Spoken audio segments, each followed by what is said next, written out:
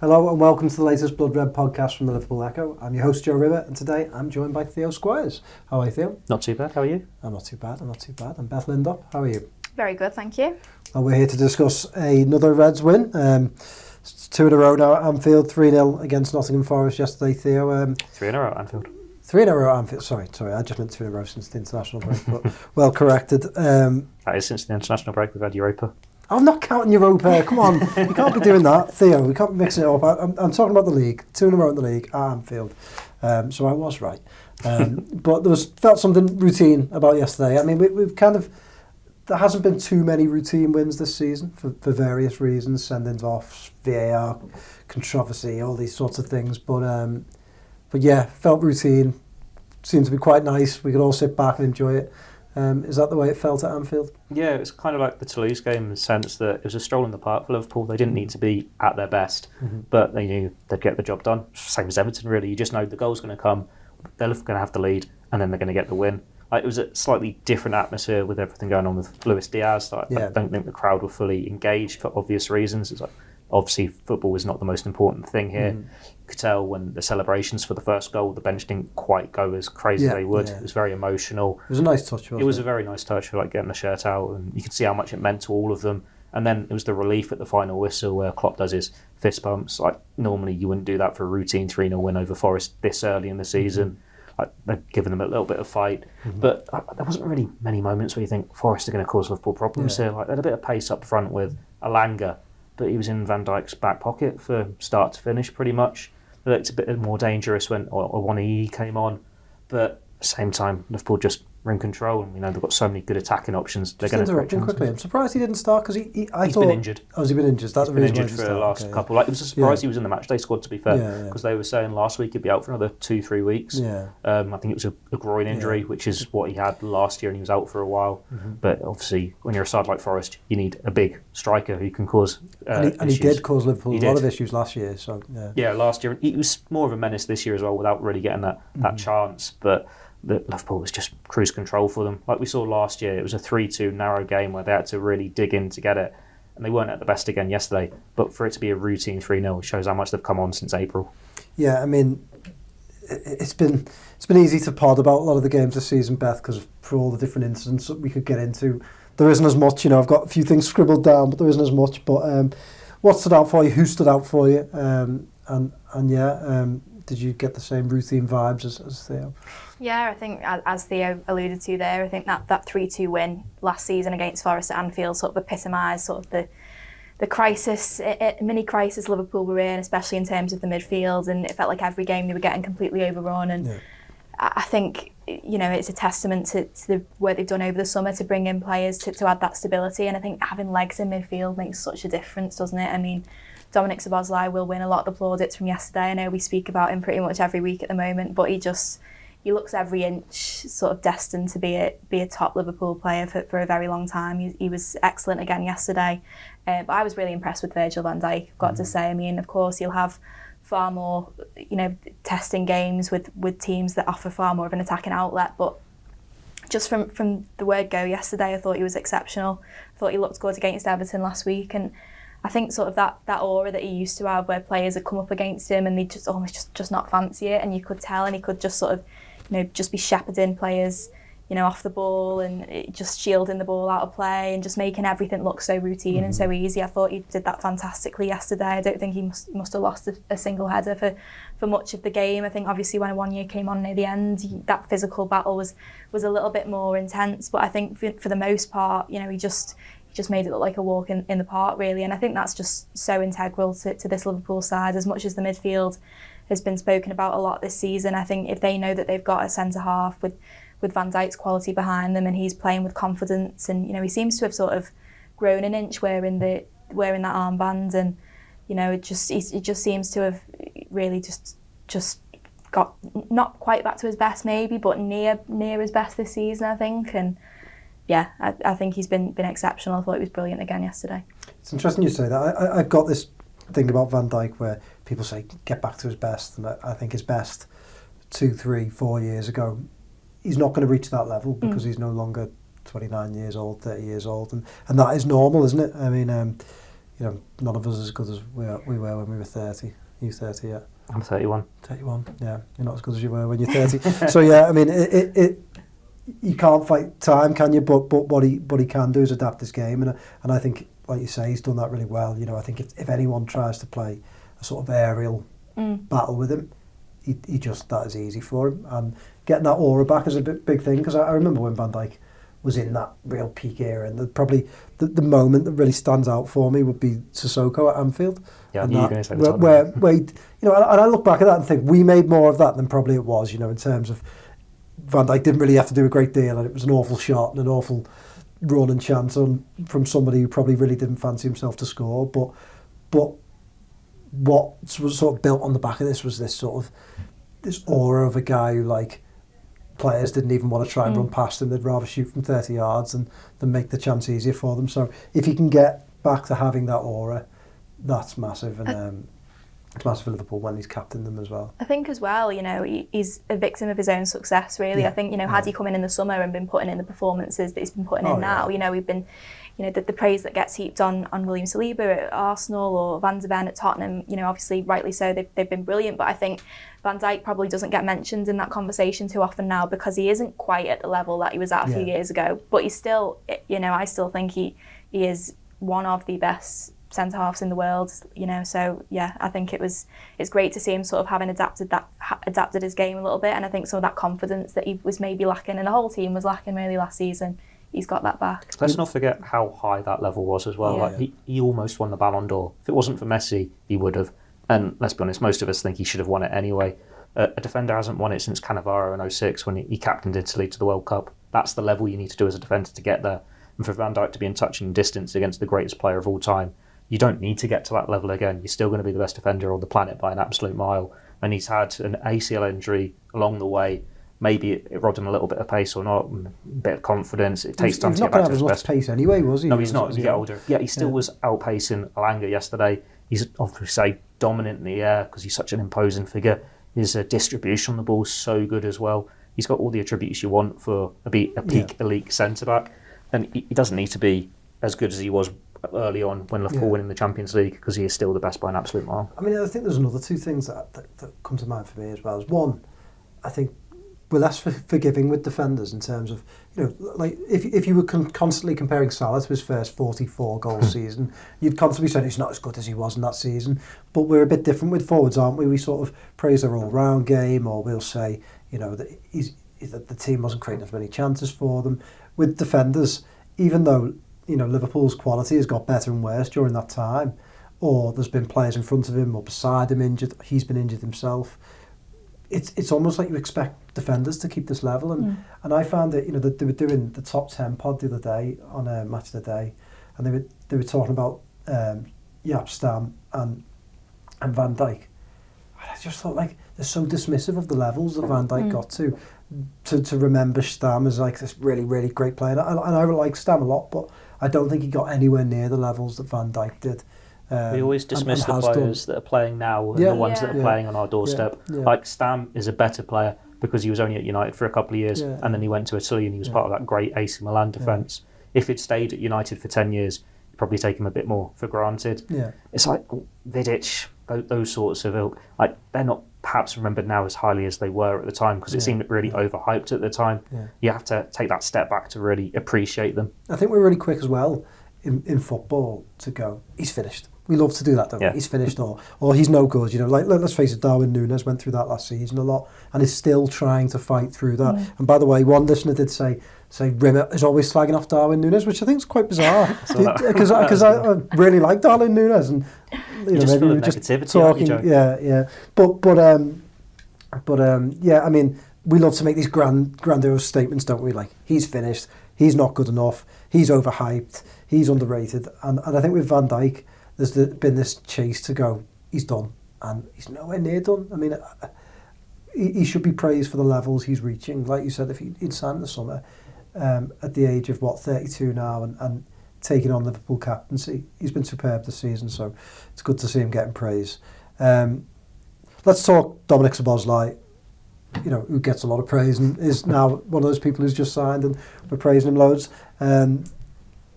Theo, it's the simple things I just think he does so well. I mean, he does everything really well, but you know, the pass, the move, the run for the goal, and the little triangles, and they brought this up on Match of the Day, but just the little triangles and the partnerships that he's forged with Salah and Nunez looked a real weapon for Liverpool, and I was just really impressed by the simplicity of his game yesterday. Yeah, he's such an intelligent player. There were so many times where he's on that right-hand side making that little run on for Salah to pick out him, and then he can put the crosses in. He just does it all so well, and it looks so easy. I'm not sure if you saw the quotes from him. Like, we got kicked off our charity game for Dan last week, so he could do something for Nike. But the quotes from that interview he was doing for Nike came out, and he was saying, "Yeah, I'm pretty much good at everything, but I want to keep getting better and better. Like, this is why I run. This is why I want to score. This is why I want to assist." And it just like came across really well. And you can see that in him. He's got such a belief in his abilities, but he knows this is just the start as well. And he is such a good talent. It was a surprise that he hadn't actually got an assist, was it? Yesterday was his first 2 assists for Liverpool, and quite a variety to them, like just that good movement, set up the first one for Nunez, but then such a good diagonal ball that Forest made a joke out of, with a little mess up at the back. But it's exciting to watch him, and you know he's going to get so much better. It's like almost, why were teams not fighting for him? Like Liverpool have only gone for him because Mason Mount was too expensive, because Jude Bellingham was too expensive, and it's like, oh, who can we get? There's a release clause that expires in 48 hours. Can we go now? It's like, surely City or someone like that should have been rivaling them rather than just poaching them off Newcastle. But no complaints there that Liverpool were the ones that won the race. Do you think that is, Beth, like the blessing and curse of a release clause? You know you can get him for a certain amount, but you know, if you get Mount, you might be able to pay 20 million this summer, then however much via add-ons. So Liverpool do deserve praise for taking that gamble to just activate that, move quickly and get it done. Yeah, I think definitely. I think it was, I think fans were excited when it was confirmed that he was coming to Liverpool. But I think, in the wake of the whole Bellingham saga and Mason Mount reportedly choosing United over Liverpool, I think, there were probably some people who looked at it as, is it a bit of a panic buy, or is it, is he maybe a little bit of a consolation prize in comparison to some of the players that Liverpool could have brought in? And I think now, Jude Bellingham, don't get me wrong, is an exceptional talent. I would love to see him in a Liverpool shirt, but I think, the reason obviously the club gave for not pursuing him was that they wanted to bring in, a greater number of players for that same value. And you look at the signings that Liverpool have made over the summer, and you can't argue with that really. And I think Szoboszlai, I don't think there's many midfielders on the planet sort of in his age bracket that have the ceiling that he has. And I think, as Theo mentioned there, I think in football there's a fine line between confidence and arrogance. But you almost, when you play for a club like Liverpool, one of the biggest clubs in the world, a club that wants to be competing for trophies, year in, year out, you need to have a little bit of arrogance and a bit of swagger about you. And he's got that in abundance without it being sort of abrasive and too in your face. So, yeah, I think he's brilliant, and I think the club deserve it. You can say, it was only activating a release clause, but there weren't many teams in for him. From what we hear. So I'm certain that release clause would have scared off a few teams. I mean, Newcastle couldn't get it done for that reason, could they? I think they needed to go below the release clause. So. Yeah, he's the sort of player. If City had got him, I'd be sat there going, they've got another one. And I think Liverpool have. I think I've said this before on the pod, but I think even at the peak under Jurgen Klopp, the one thing they've been lacking is that real sort of, Rolls Royce of a midfielder, that real sort of quality player who you just look at and just, are drawn to. And I think he is that, and hopefully he continues to sort of live up to that billing and grow in potential. I wonder if his nationality counted against him a little bit, in the sense of if he was Croatian, everyone competes for him, because the Croatians have got such a school of great and quality players. Like everyone was fighting for Cavadio. But Hungary, he is their greatest player since Puskás. They've not got that reputation, and maybe he'll go and now kickstart this reputation of, we've got some seriously talented players here. But Liverpool, because they haven't had that competition, can pounce and then give them this platform. Yeah, he did say that himself. He did say that himself in an interview with I think it was with the Premier League the other week. He said, if you're from Hungary, you've got to work harder. So he acknowledged that himself. And I think that's maybe, I think he said if it was from Spain, if it was from Germany, it might be a slightly different thing. But in a way, that's worked in Liverpool's favour. I think it's interesting what you said about if you'd gone to City, and they've had a lot of players in Pep's time, and they're really technical, that operate between the lines, and that can play little 1-2s and work it into areas. And Liverpool have been very different from that.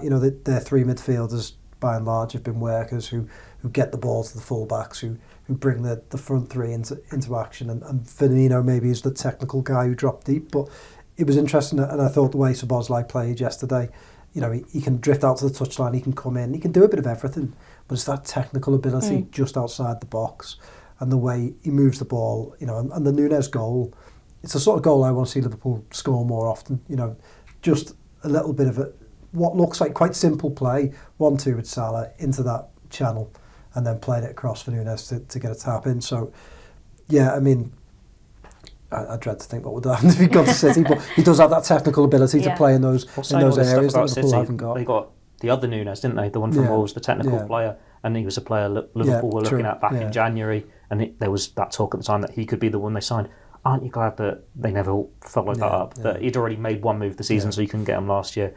Because Szoboszlai's like streets ahead. Like, granted, we're seeing Szoboszlai every week contributing at both ends of the pitch, and Nunez is just an expensive squad player for City. Yeah. But you got to give credit to the recruitment team there for whatever their private order was of transfer targets. They found another gem. Yeah. Well, we're talking recruitment, and I'll come on to it in a bit because I've got jotted down on my pad Neville because I can't help. But I mean, it's just thought with the narrative, Liverpool quietly going about their business yesterday, quietly going about having a really good start to the season. I think if you contrast that to United, who obviously seemed to think that they'd taken their place back into the top four. But we'll come to that because I want to talk about some other players first.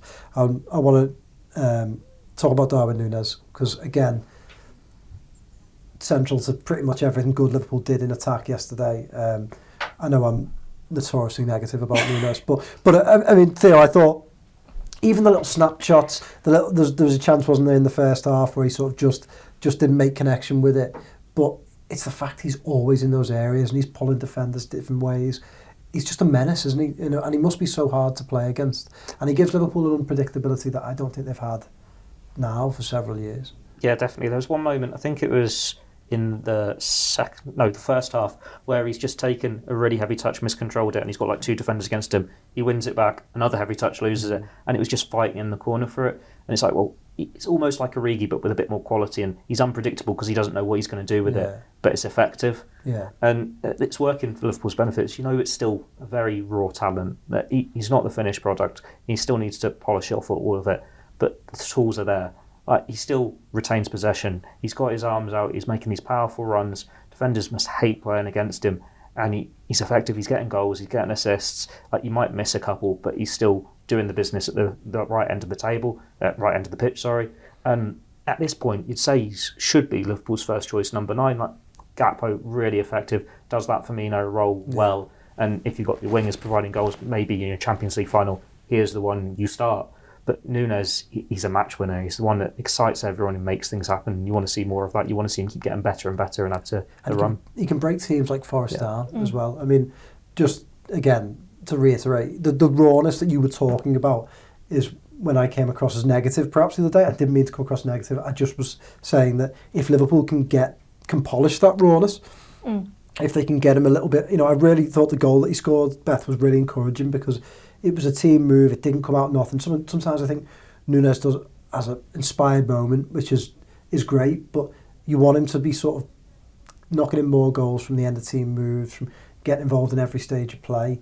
And I thought that was really encouraging at the weekend. And I'd like them to play him more often, to play him into that system, if that makes sense. Yeah, I mean, it does sound a bit cliched when you say that, you know, he's getting in the right areas. I think, you know, you always say that about strikers, don't you, particularly when they're not scoring. But I think he is. And, like you say, it was nice. It wasn't sort of a wonder goal out of nowhere. He was very much, I mean, he was involved in the first goal, obviously, wasn't he? It's his shot that's parried out into the path of Jota. And then, he was... Do you get an assist for that? You don't get, do you? No. On Fantasy Premier League, yes. On Opta, no. Yeah. I should take over Opta, I think. But yeah, so he was involved in that one, and then, you know, was in exactly the right place to tap it home. And yeah, I don't think I've ever seen a player that's adored so vocally by the fan base. I mean, you know, even if he's on the bench, he's the player who's getting the most support from the fans. And I think, you know, for him, particularly considering last season was quite difficult for him in terms of the criticism that he was getting, and, you know, all of us sort of questioning, is he the right man for Liverpool? To now have that support week in, week out, you can tell it just means so much to him. And I think that's why Liverpool fans just want him to succeed so much, because you can see how much he wants it and how much he's trying. And I think, you know, off the pitch, it seems like he's, you know, very much bedded in now to this team, and I think that's translating to on the pitch, as you say. I think he's he's central to pretty much everything Liverpool do in an attacking sense. And there were a couple of times yesterday I thought as well he tracked back, he was dropping deep, he wasn't just sort never of fault his work rate. No. And obviously, Erling Haaland's an absolute machine. We saw that again in the Manchester derby yesterday. But I think, sometimes he's maybe has it levelled at him that he's not involved as much in City's overall game. And I think actually that's one thing that I think certainly Jurgen Klopp will have been impressed with Nunez this season is the fact that he is, he's not scared to get stuck in. And I think he's definitely an improvement from last season, and hopefully it will only continue to get better and better. And that's the thing with Nunez, isn't it? He's such a talking point, and we do end up, I think we discuss him on almost every pod now. Yeah. But because you I feel slamming him on every podcast. Me slamming him on every pod. The weirdest thing, he probably is my favourite Liverpool player at the moment. I love watching him. He's entertaining. I love his spirit. I love his work rate. But I think the thing about Nunez is that his ceiling is so high. Yeah. If you look at it now, it feels like he's getting one every other game now for Liverpool. He seems to be now a regular goal scorer. But I don't see any reason why those ones can't become twos and can't become threes.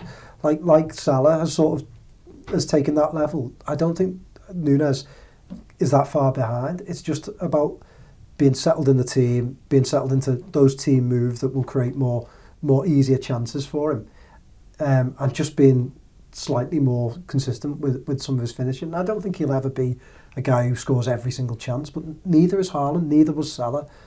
That's sort of a myth, isn't it? It's just getting him more of those opportunities will deliver more goals. In football, we always loved the flawed hero, the one that's had to overcome the adversity, who isn't perfect by any means. You can see the mistakes there, but they always give the rule, and there's always that story around them, narrative around them. Suarez was that, for example. He was raw when he first came to Liverpool. Yeah. Going back further, you can think of Cantona, who's obviously a bit of a hothead at United, but that's what makes you love them more. Yeah. Haaland, he's a robot, he's getting all these goals. But from a Liverpool point of view, you wouldn't swap them. You don't want a striker that's just in the box, not really contributing. He's just a bit dull, isn't he? He scores every week. He's not getting involved with his elbows. He's not being this nasty menace. Don't get me wrong, I wouldn't mind. Yeah, I think I would take that dull hat trick every week, Haaland. But I know what you mean. He's not. I mean, he came on. He was doing his interview yesterday after the game. He's just boring, isn't he? He probably goes home, drinks a protein shake, and gets 15 hours sleeping, and gets up and trains and eats 12 eggs and all that. So Nunez 20, 30 years ago, he's out on the town. He's having a really good time. He's more of an athlete now. But he's great. He's great to watch, and he's really sort of. I just think his ceiling is so high. Another player whose ceiling is so high is Ryan Gravenberch, who again, Theo yesterday impressed. I mean, do you see that trio in midfield sort of nailing themselves down now, even though Curtis Jones is coming back? Yes and no. I don't think you can ever have a nailed down first choice Liverpool midfield now. There's always been chopping and changing right the way back to when it was Henderson, Fabinho, Wijnaldum, when they were winning everything. But now the players, they're so young and they've got such strengths and attributes. You don't want it to be three. You want them to be pushing each other on. And there's always going to be that question mark on, is McAllister a long choice number 6? I know Klopp's come out and said, this is why we play him there. Now you're seeing what we're seeing. We don't ask the question that he's not suited there. But they have got real competition for those number 8 places now. They've got 4 or 5 players that are really pushing on. It doesn't really matter who starts. They're going to make the final, make it all count in the final third, and they've got the work rate to get back. But Gravenberch, when he's so young, you can, like we said him last week, you can see he's just enjoying his football now. It's like he's slipped through Bayern Munich's fingers, and it's been a blessing for Liverpool. Withdrawn just before the hour mark, along with Jota. That's probably because they were 2 of only 3 players that started all 3 games this week. Whether that means he keeps his place against Bournemouth, we'll see. But he's making a difference, and he's another one. He's not quite like Szoboszlai, but he's offering something that Liverpool haven't had in midfield in terms of carrying the ball forward, being able to retain position and make things happen in that final third. And you just want to see him play and really develop, because as we were saying when you're eyeing up Bellingham, he could be a linchpin in this Liverpool midfield for 10 years. Well, Gravenberch is young enough to do the exact same thing. I mean, we talked about Liverpool's recruitment and gave them credit for getting Szoboszlai, 40 million on Gravenberch. I mean, they pursued him all summer. They stuck to their guns. There might have been some question marks around him because he didn't seem to impress at Bayern Munich, Beth, but surely they deserve credit for sticking to that, and they look like they've got another player with such a high ceiling. Yeah, absolutely. I mean, I feel like I maybe questioned it a little bit, not necessarily because of Gravenberch himself, but just because I felt like Liverpool needed to bring in someone with more of a defensive profile, and I was quite frustrated that they hadn't gone out and brought in that number 6. Obviously they brought in Endo, but we know he's sort of had a mixed start to life on Merseyside. So I was sort of questioning slightly, you know, why has this money been invested into a player in a position where Liverpool are already pretty well stocked? But I think you look at him now and you think the money that they paid for him, he looks like an absolute steal, doesn't he, in today's market? Because he is a player with a very high ceiling, a player who, you know, gets you out of your seat a little bit. And you know, I know you said the other week sometimes he holds on to the ball a little bit too much, or you know, sometimes those little turns that he does, and you think you want to see maybe a little bit more drive, a little bit more end product. But I think he is so exciting and so tidy on the ball, and I think, you know, partnered with Szoboszlai and McAllister in midfield, I think he really shines. I mean, I think against sort of probably 10, 15 teams in the league, that would be my first choice midfield, because I think, you know, a lot of teams will sit back and you'll have to try and break them down in the way that Liverpool had to with Forest yesterday. I think against, you know, the Manchester Cities and the Arsenals, I'd maybe want McAllister a bit further forwards, and then, you know, who do you put in that number 6 role? But yeah, Gravenberch, I've been massively impressed with him, and I think it's, you know, credit to him and how highly he must be thought of by Jurgen Klopp, the fact that he has started the last 3 games in a row. Yeah, well, what Beth was saying there about the midfield, it's a good midfield, isn't it now? And Liverpool have seemed to have, and I feel like they've done this on purpose in the summer, is they've gone out and constructed a midfield that is capable of breaking down teams that come and sit in, is capable of being a bit more unpredictable, is capable of playing little balls in between the lines. Is that McAllister obviously had a really good game yesterday? Is that where McAllister in a 6 kind of works? When you're at home, you're against a team like Forest that are sitting a bit deeper, you can get him on the ball a bit and try and get him to play a few more killer passes? Yeah, I'd say so. It's basically what Liverpool are looking to sign when they signed Thiago. Yeah. That player who you can win the tackle, you can get the ball back, but you know his main strength is getting the ball forward, making those killer passes. And I'm not saying McAllister's going to be an elite talent like Thiago has been throughout his career, but he's still a World Cup winner who's done so much already, and he's still so young. He's 24. He does make things happen going forward as well, and there's a little risk at times if you get caught out in the break and your number 6 is running forward. But when you've got that ability on the ball and you're so calm and you keep hold of it, then you're difficult to play against. And against these teams that do sit deep, it helps having that extra body in there. You know, you've still got Trent maybe covering you if he's gone into midfield, or one of the centre-backs pushing forward. It's a risk Liverpool can afford to take, and it's one that they were criticised in the past for not being able to break down those teams when they were having the frustrating draws. Like, granted, you go into Man City in a few weeks, you'd be surprised if you go for that sort of midfield. You'd want something a bit more conservative, a bit more control in there. But against, like I said, these sorts of teams, the Forests, when they come into Anfield, they're sitting deep. You've got more time on the ball. You can take that risk. McAllister, it will be interesting to see what actually happens now over the next few weeks. Like, Andre's come out and done an interview in Brazil, hasn't he, saying basically he turned down Liverpool, but he doesn't know what will happen in January. It could happen. We expect him to go for another number 6 at some point. Thiago's out of contract next summer. You expect him to move on. There is potentially another midfield vacancy there, and you would like to see them get a natural number 6. Endo could have a great season and take that place, but he's still wrong side of 30. He's not going to be there forever. You're waiting for Bajcetic to come back from injury. But when we're going through all these options, it shows how strong the midfield is. Like, Curtis Jones was superb for 6 months, and then he goes and gets this red card, and it's like, right, that's you done now. And he was really good, by the way, in the game before the West Ham game. I thought it was one of his best games for Liverpool. He was. Yeah. Elliott, he's been brilliant whenever he comes off the bench. Like, just the fact that you can't choose the midfield now, and you think, oh, we'll just go for McAllister, Szoboszlai, Gravenberch, because it's, £100 million plus of talent they've just signed. It's the shiny new toys, so you forget what you already have. But it's reason to be excited. And there's also this narrative, Gravenberch, going on side point slightly here, that he was a last signing. It was a sign of desperation from Liverpool because they hadn't got the number 6 they wanted. They got a bit of money sitting in the pocket and, we can make it happen now. Not at all. They asked the question for him in January. We're told he wasn't for going. They had talks with the agent in January, with his family in April. That was a transfer that gets done right at the start of the summer. If Bayern Munich say at the start of the summer, yes, you can have him. Yeah. Bayern Munich were the ones who dug in deep and took him until the end of August to say, okay, he can go. Yeah. This is a player Liverpool have wanted for a long, long time, and now all together they've got a really exciting midfield. And while you might get a transitional period at the end of it, don't have to worry about that for 8-10 years. Yeah, and I think Liverpool deserve credit for going at it all summer. You know, some clubs, and I'm sure United were interested in Gravenberch because Ten Hag had coached him before and they had been linked quite heavily. But Liverpool never walked away from that deal. You know, that they obviously stayed in contact with Bayern right until the end, and sort of, I mean, you look at it really, Bayern, they didn't sign anyone. You know, they missed out on Paulinho, didn't they, afterwards? And And Liverpool sort of forced their hand in the end, and fair play to them for doing that and taking a chance, because, you know, it looks like a chance well taken anyway. Did either of you, obviously you were both and you had car trouble, so I know you went home from Anfield. I don't know whether you were home.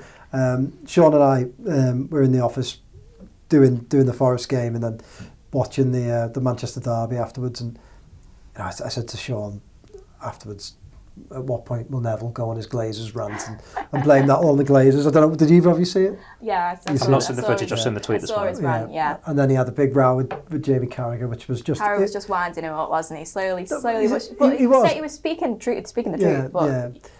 And I thought it was interesting because I don't want to talk about United on a Liverpool podcast, but I think I always look at the two clubs as quite intertwined. They never seem to do well at the same time, which is interesting. That 2009 probably is the one that sticks out there. But what I found really interesting is going into the summer, the narrative is that United were back. They had this great young coach. They were back to punching upwards and really like creating a team. They were back in the Champions League. And Liverpool were at the end of a cycle, had a coach who was lacking maybe new ideas. I don't think Klopp was particularly written off that quickly, but I do think you could say he'd lost some of his passion for it. Lost some of his passion. They were getting rid of old players. They weren't as good as they were. And I remember thinking at the start of the summer, Liverpool will get better, United will get worse. And you look at their recruitment, and that's where I think is the comparison, that Mason Mount was a player that Liverpool obviously looked at. Amrabat, was a player that was linked with Liverpool all summer. I don't think they ever genuinely considered him, but the fact he's at United sort of speaks volumes. You're not surprised that that's where he went? Yeah, Liverpool needed a defender, United needed a defender. Neither of them got one, but Liverpool seems to have planned for the future much better in that department. Liverpool have revamped their midfield much better than United have managed. Liverpool got Gravenberch, United were interested. Szoboszlai, they must look at that and think, how did they miss out on that? I just find it interesting, the sliding doors elements of it, Beth, and listening to Neville moan about the Glazers when Liverpool's owners, they've been through the worst, owners with Hicks and Gillette, and Liverpool's owners have had a lot of questions thrown at them. I don't really have a question. I just have an observation, and I'm wondering whether you agree. Yeah, I think I was having a conversation actually earlier on, and I said, I think sometimes as a United player and a United manager, you have a sort of a get out of jail free card, because as soon as things start going wrong, the Glazers are the first thing that comes up, and I think for as long as they are in power, then that will always be the case. And I think that sometimes, I think if Ten Hag was at a club that had a really stable sort of ownership and was doing well, and I think he'd be under far more pressure than he is at this moment in time. He still feels like a new manager, but he's obviously has he been there for a year now? Year and a half. Months, 18 coming up to. Yeah, coming up to. And that's a long time in football to be able to sort of at least implement sort of a discernible identity and a way of playing. And I think sort of last season, I was saying to Wheeler in the office earlier that I think all this talk last season about United being back was a little bit premature. I think United probably benefited from the fact that Liverpool were very poor last season. And even Liverpool at the very worst beat them 7-0 at Anfield. And I think it just for a long time, and it is quite amazing that they've been like this for so long, is I just feel like United just lack fight. They just lack, like, as soon as anything starts to go against them, the players just don't look interested. And it's been the same for, it's been different crops of players over the last 5-10 years, but it's been that theme has seemed to persist. And I'm not saying that they're going to go on and have a disastrous season, because I always feel like United ends up having some sort of purple patch at some point, and they possibly will get that again this season. But I think sort of long term, you look at, there's no strategy, there's no, and maybe that's where Gary Neville is right. Maybe it is above the manager that there's, it's been the same crop of players that the same problems cropping up every few years. But yeah, I think it's a testament to sort of Liverpool quietly going about their business. And I think a lot of people, probably had written Liverpool off coming into the season, and maybe still now don't see them as true title contenders. I'm not entirely sure that they will be lifting the title come May, but I think they'll be in the mix, certainly. I think, Tottenham and Arsenal, yes, they will be up there, but I think if I had to pick any side that would push City all the way this season, I'd probably say Liverpool, because I think the quality they have, coupled with the experience that they have, I just don't think they can be written off.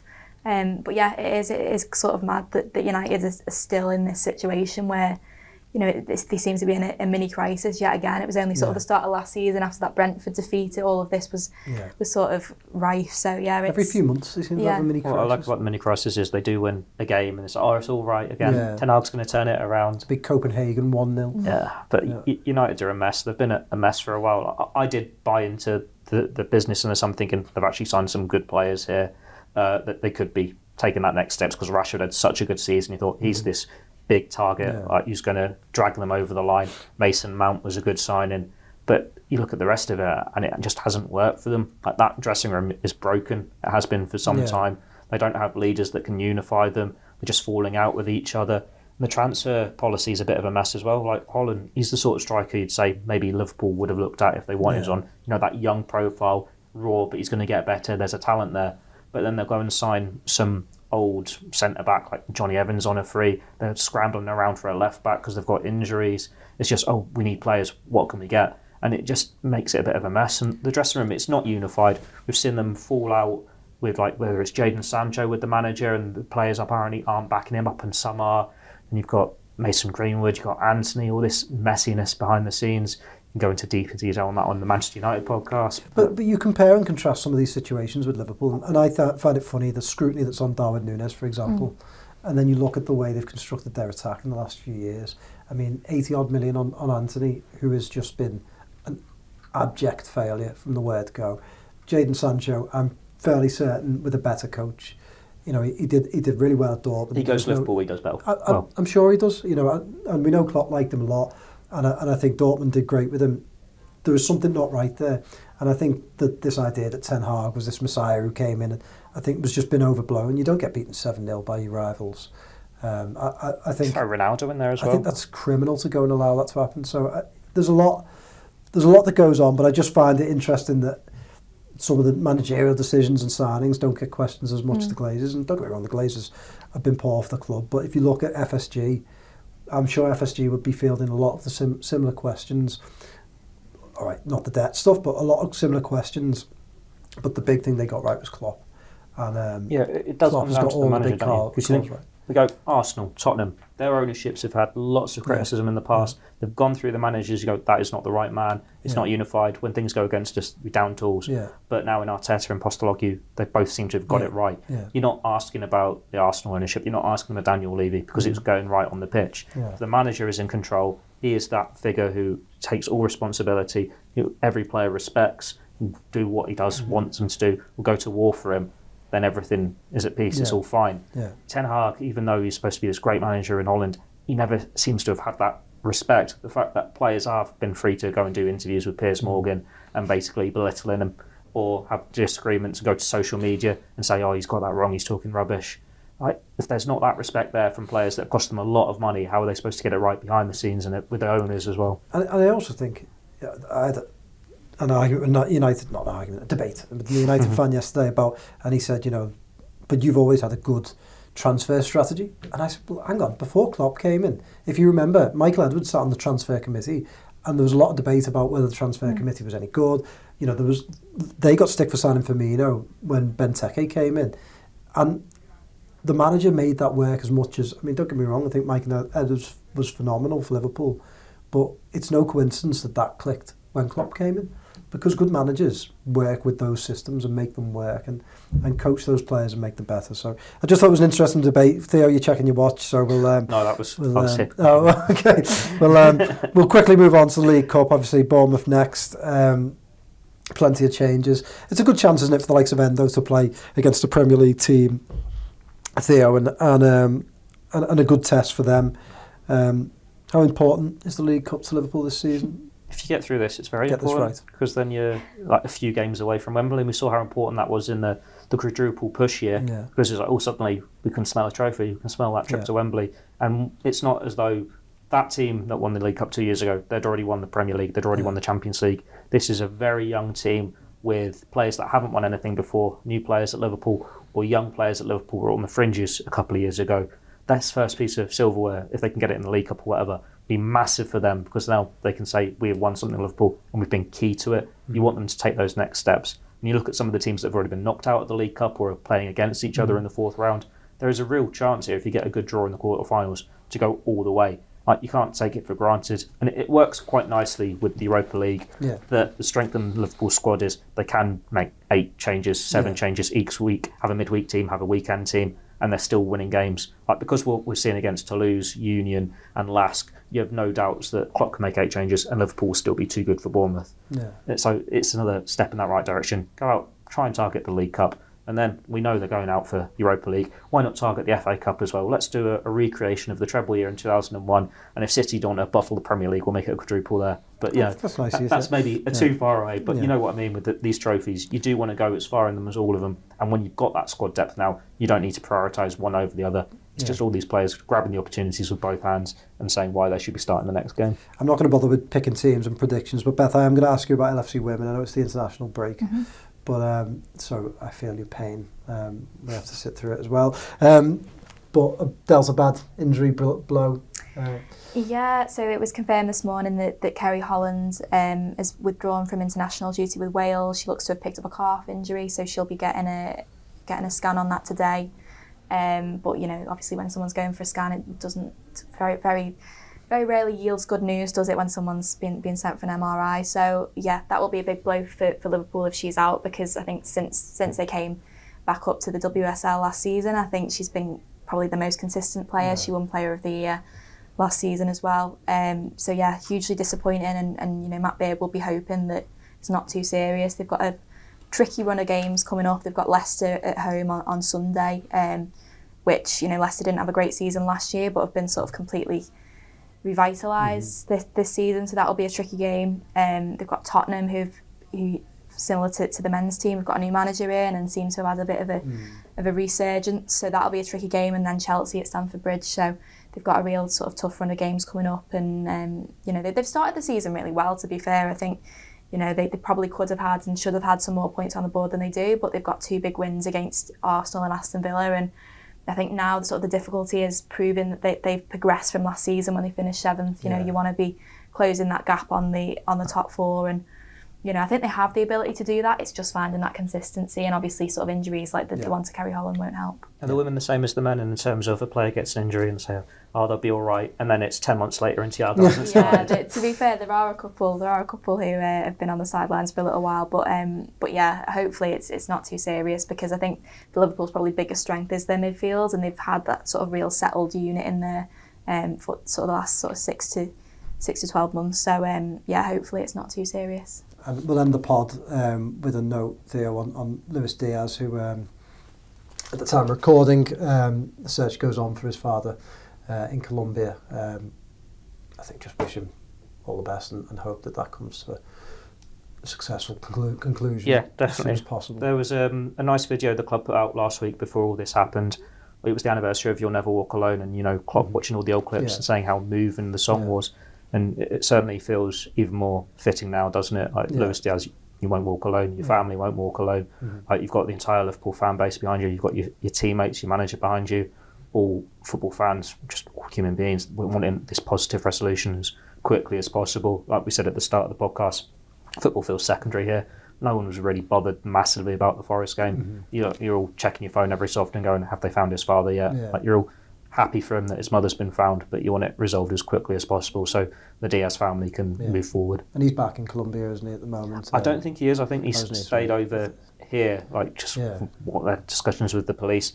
We'll wait and see whether they find him in time for him to be available for Wednesday. But then if you're Luis Diaz, even if they find your father, you want to go and be with your parents. Go and be with your family. Everyone's going to understand that if he has a few weeks off. You're not worried about the football. You're not worried whether you see him this month, next month, whatever. You just want him to have his family back together in one piece. Absolutely. Before we go, I just want to mention our LFC app, which is out on Apple and is coming this week on Android. You can listen to all the podcasts there. It's a really, really good app. You can download it for free, read all the articles, listen to our pods. You can have them on in the background, just like any good podcast platform. And then there's going to be a paid for element of it as well, which we can get exclusive pieces, more in-depth pieces, and hopefully some exclusive pods as well going forward for £20 a year. So really recommend it. There's no ads on there. It's a really great app. Stop laughing, Beth. It's a really great app, and I use it all the time, and I really do recommend it. So yeah, give it a download, and we'll be back on Friday to discuss the world's greatest cup competition, the League Cup, and look ahead to the Luton game. We'll see you then. Ta-ra.